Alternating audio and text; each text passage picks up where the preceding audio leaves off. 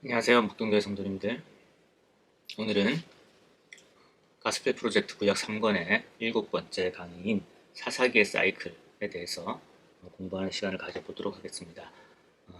이 영상을 시청하시기 전에 가스펠 프로젝트 구약 3권 세션 7 사사기의 사이클 이 부분을 한번 읽어보시고 또 본문에 해당하는 사사기 2장 말씀을 읽어보시고 이 영상을 시청하시면 좋을 것 같습니다. 이제 여호수아 시기를 지나서 사사기로 들어서면서 이 하나님의 명령을 받아서 하나님의 그 구원을 경험했던 그런 세대들, 그리고 하나님의 그 약속을 기억했던 그런 세대들이 이제 다 죽게 되고, 이제 이스라엘에 살고 있던 사람들은 그러한 시기를 기억하지 못하는 그런 사람들이었습니다. 그리고 우리가 이제 신앙생활을 하면서 그 하나님에 대한 그 믿음을 이 자손들에게 물려주기를 원하는데, 이제 이 이스라엘 백성들은 이 당시에 이러한 것들을 실패했던 것 같습니다. 그래서 참 하나님께서 그렇게 자손들에게, 자녀들에게 하나님에 대해서 알려주고 또 하나님 율법을 지킬 것을 가르치라고 했음에도 불구하고 이제 그러한 것들이 실패하게 됨으로써 이 이스라엘, 하나님이 약속된 그런 땅에 살고 있었던 이 이스라엘 백성들은 하나님을 잊고 이제 우상들을, 그 지역에 있던 우상들을 섬기게 되었습니다. 그래서 하나님께서는 이 이스라엘을 다시 하나님께 돌아오게 하기 위해서 이제 이스라엘을 연단하시고 또 이스라엘에게 이렇게 다른 이방 민족들의 힘을 빌어서 다른 이방 민족들을 통해서 이스라엘을 심판하시는 그런 장면이 나오게 됩니다. 그래서 이 사사기의 사이클이라는 것은 이제 이 사사기의 여러 사사들, 그러니까 이 사사라는 것은 그 당시에 이제 지도자들, 재판관을 의미하는 것인데, 이 사사들이 등장하면서 이 하나의 사이클을 이루게 됩니다. 그 사이클은 어떻게 되냐면은 첫 번째로 하나님을 잊고 하나님을 이제 하나님 대신 다른 우상들을 섬기게 되는 그런 배교가 일어나게 됩니다. 그리고 두 번째로 그 배교에 대한 하나님의 심판이 이제 이스라엘에게 주어지게 됩니다.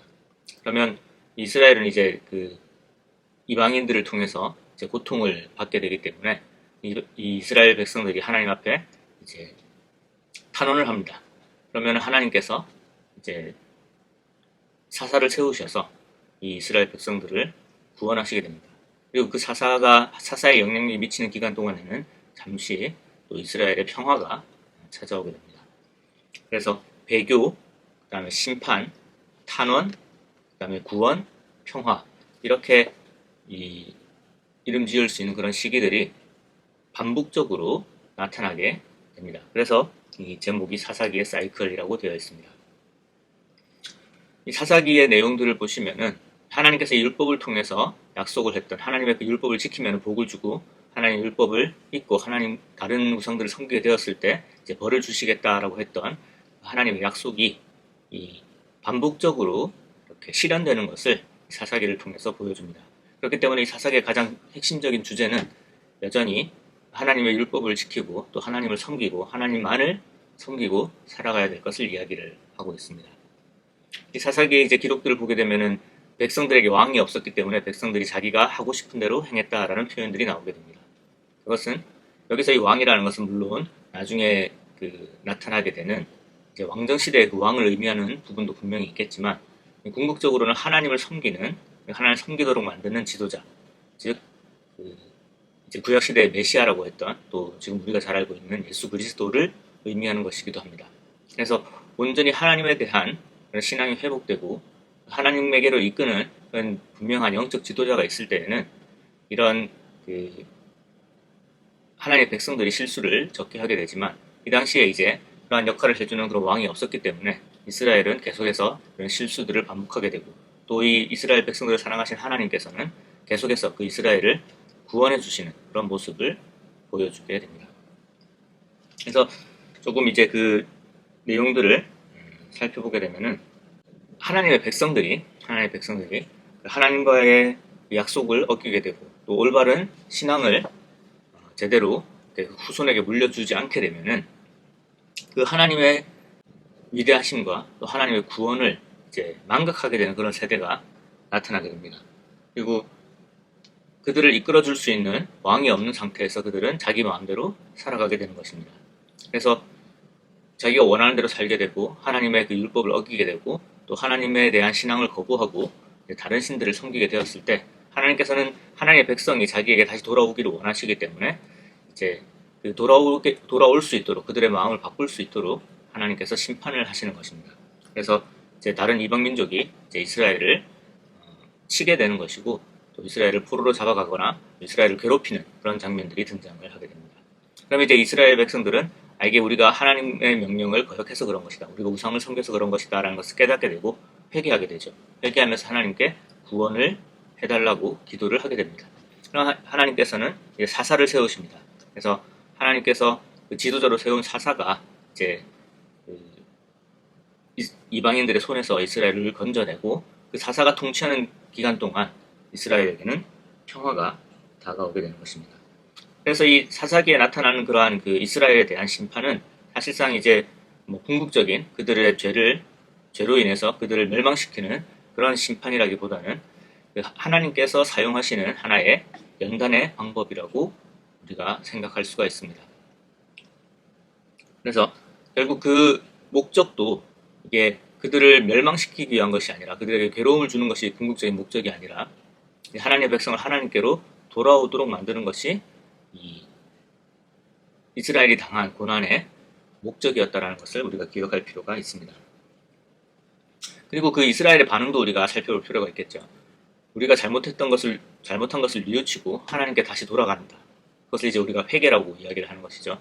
회개라는 것은 내가 이때까지 했던 그런 삶의 방식들을 완전히 돌이키는 것을 의미합니다.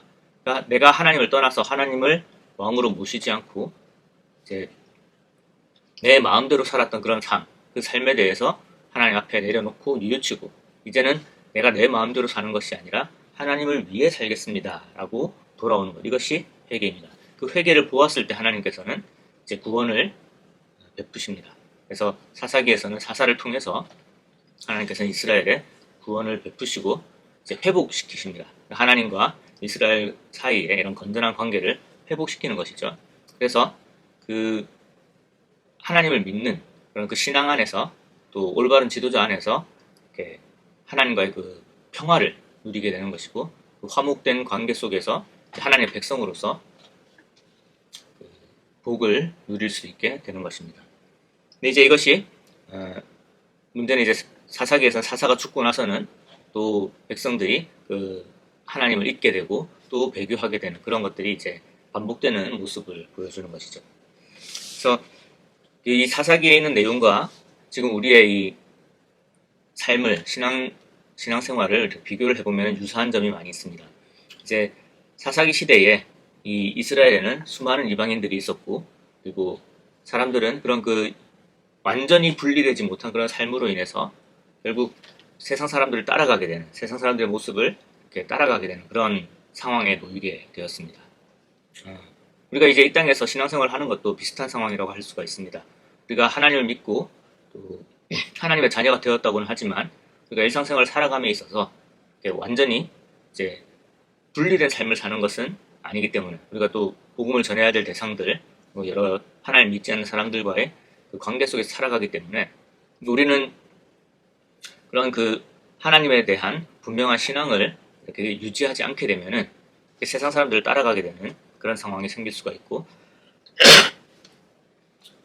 그래서 간혹 세상 사람들과 살다 보면은 우리가 원하는 대로 우리 욕심대로 이렇게 살아가는 상황이 생길 수가 있습니다. 근데 그러한 것들을 하나님께서 당연히 좋아하시지 않는 모습이겠죠. 그렇기 때문에 하나님께서 이제 우리에게 이 사사기 시대의 이스라엘에게 고난을 주셨던 것처럼 우리에게도 연단을 주실 수가 있습니다. 그러나 그 연단은 마찬가지로 하나님께서 우리를 사랑하시기 때문에 하나님께 다시 돌아오게 하기 위해서 주시는 연단이라는 것을 그런 시험이고 그런 고난이라는 것을 우리가 기억할 필요가 있습니다. 이러한 유사점에도 불구하고 현재 이 교회 시대에 살아가고 있는 은혜 시대에 살아가고 있는 우리와 이스라엘 백성과는 다른 점도 있습니다. 여기 사사기 시대에는 왕이 없는 시대가 지속되었습니다. 그러나 우리에게는 분명한 왕이 있습니다. 그 왕은 우리가 왕으로 섬기는 하나님이시고 또한 또 하나님께로 우리를 이제 인도해 주시는 예수 그리스도가 우리의 왕이 되십니다. 그래서 우리에게는 영적인 지도자가 분명히 있고 또 그 왕을 통해서 이렇게 그 왕의 지배력이 지속되는 그런 교회 속에서 살아가기 때문에 이 교회 안에서는 이 예수 그리스도를 왕으로 또 예수 그리스도가 머리가 되셔서 이 예수 그리스도의 인도하심대로 우리가 살아갈 수 있게 된 것입니다. 그리고 이러한 그 예수 그리스도의 영향력이 끼치는 이 시기는 뭐 사사기 시대처럼 이렇게 중간에 끊어지는 것이 아니라 영원히 지속되는 것입니다.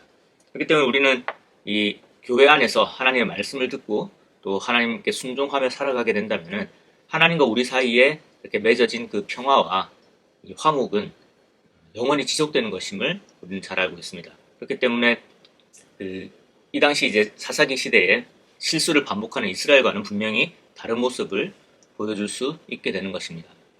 예수님께서 우리를 구원하셨다라는 것은 죄에서 완전히 구원하신 것을 의미합니다. 그리고 죄에서 완전히 해방시키신 것을 의미합니다. 이 죄에서 해방되었다라는 것은 단순히 죄의 심판으로부터 자유로워졌다라는 것만을 의미하는 것이 아닙니다. 그래서 말 그대로 죄의 영향력으로부터 해방되었다는 것입니다. 그것은 우리가 이렇게 본성적으로 죄인이기는 하지만 죄를 짓지 않을 수 있는 그런 신분으로 변화되었다는 것을 의미합니다. 우리에게는 그런 가능성이 생긴 것이죠. 우리는 실수하지 않을 가능성이 생긴 것이고 이렇게 이 사사기의 이 사이클을 반복하지 않을 수 있는 그런 가능성이 생긴 것입니다.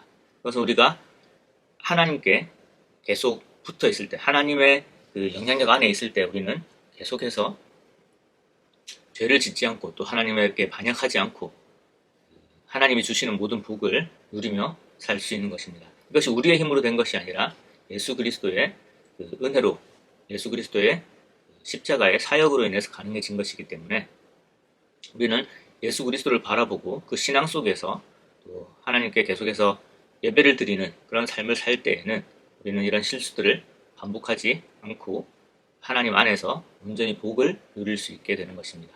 그래서 사사기와 유사한 부분이 분명히 있지만 예수 그리스도께서 우리의 왕이 되신 이상 우리의 이 하나님 안에 사는 이 삶은 온전히 약속이 된 것이고 보장이 된 것이다라는 것을 우리가 믿고 그 감사하는 마음으로 하나님을 섬기며 살아갈 수 있는 것입니다. 계속해서 이제 사사기의 말씀을 보면서 이런 그 사사기에 나타난 하나님의 여러 가지 메시지들을 우리가 살펴보겠지만 우리가 분명하게 기억해야 될 것은 하나님께서는 하나님을 사랑하시는 자들을 위해서 하나님께서 역사하신다라는 것입니다. 그래서 우리 삶에 대한 하나님의 그 선하심과 인자하심에 대한 분명한 믿음이 필요하고 또한 그 하나님의 그 인자하심은 하나님을 섬기는 자들에게 주어진다라는 것도 기억할 필요가 있겠습니다. 이렇게 가이드 영상을 마치도록 하겠습니다.